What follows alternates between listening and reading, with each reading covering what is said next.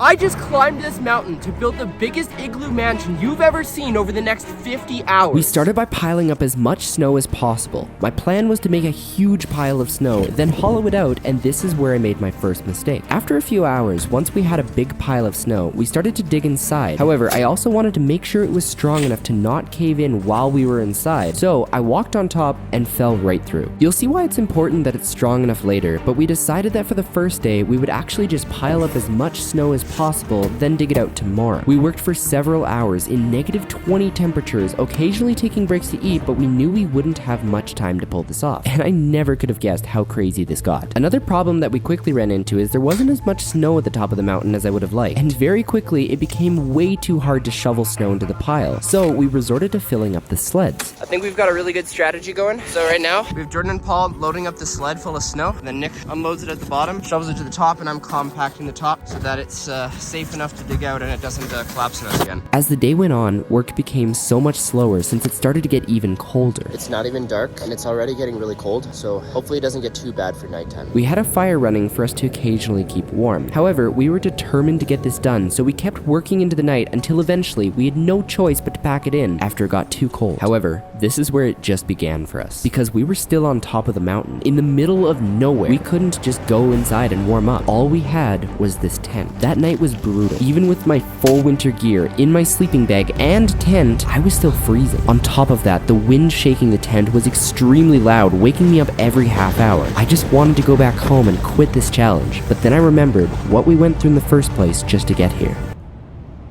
This is us 2 days ago, unloading all of our gear from our car and packing it on the sleds. I knew I wanted to build an igloo on top of a mountain like no one has ever done before, so we would need a lot of supplies. The 4 of us each had a sled, overpacked and roped down with 100 to 200 pounds on it. We parked right next to the base of the mountain, however quickly realized making it up with everything that we had was going to be way harder than I thought. The first 10 meters of the mountain was a hill so steep, there was no shot of pulling a sled up. However, I knew I wanted to figure out a way. This is the start of the hike?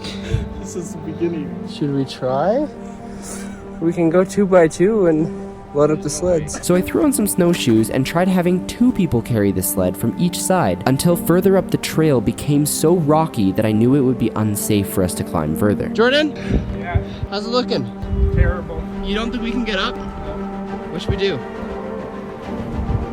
There's legit no shot. We hadn't even made it up a fraction up the mountain, but I wasn't ready to quit. You got it, Tyler.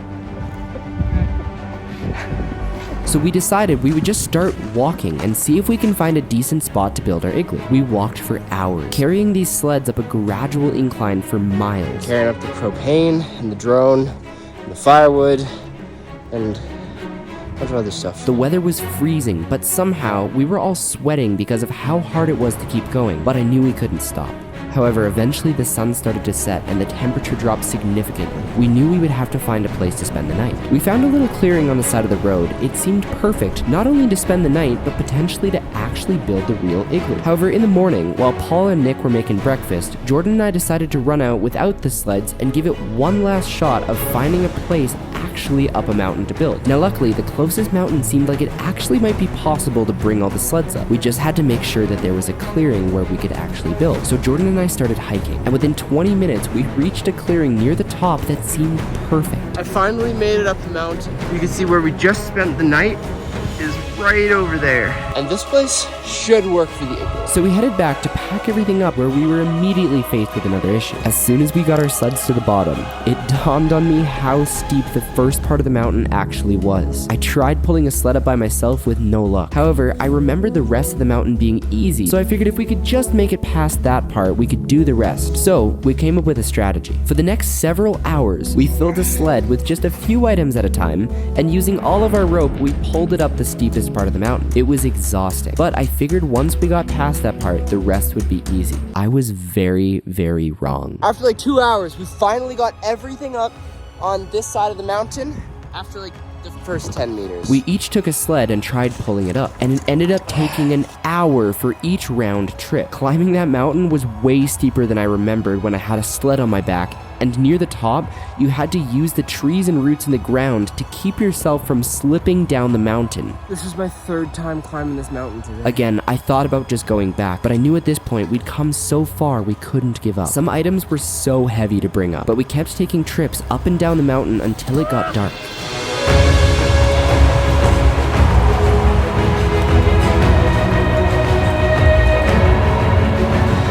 Fourth time.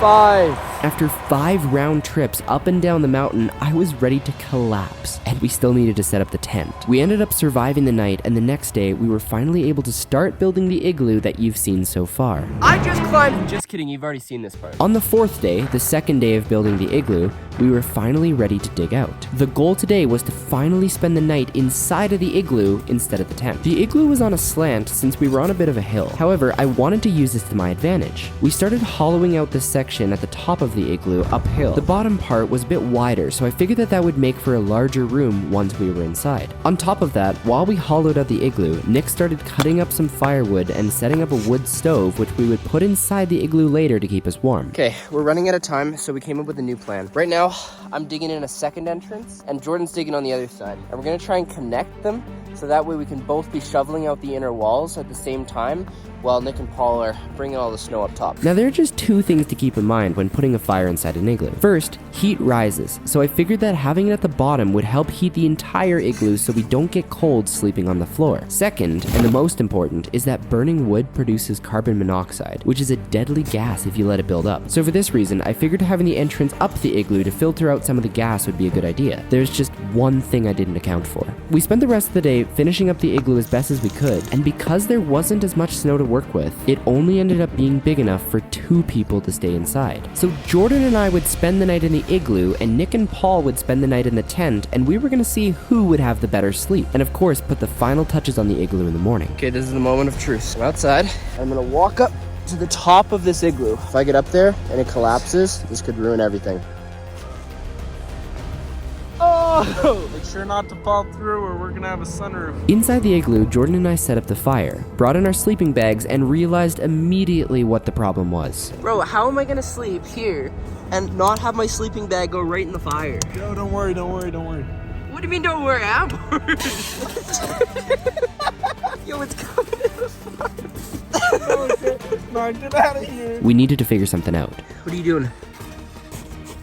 These get kind of blocking us all a bit. Jordan came up with the idea to use our shovels to create a barrier between us and the fire. It seemed extremely uncomfortable, but the best idea that we had. So now it was time to try and enjoy ourselves as best as possible. We played some chess, because I need to keep practicing, tried boiling some water. My man's too hot.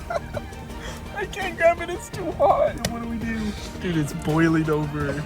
Made some electrolytes to keep us hydrated. If you want to try these electrolytes, it's a company that I started, so it helps support the channel. You can get it in the link in the description below. Use code IGLOO for 15% off. And eventually went to bed, wondering what Nick and Paul were up to. Got the heater going here in the tent. I'd say we're pretty comfortable. Oh yeah, it's perfect. Lots more space without Tyler and Jordan. It's the next morning. That was the worst sleep of my life. The fire went out like 2 hours after we started it, so I've just been chilling in my sleeping bag for the entire night, but we made it through. Tyler's been sliding into me all night. The next morning, we put the finishing touches on the igloo. I added a golf course on top, a slide, and a staircase to tie everything together. And with that, everything we had spent the past 5 days working for was done and ready to be abandoned, leaving only the memories of what we did. Subscribe to wish us luck getting back down.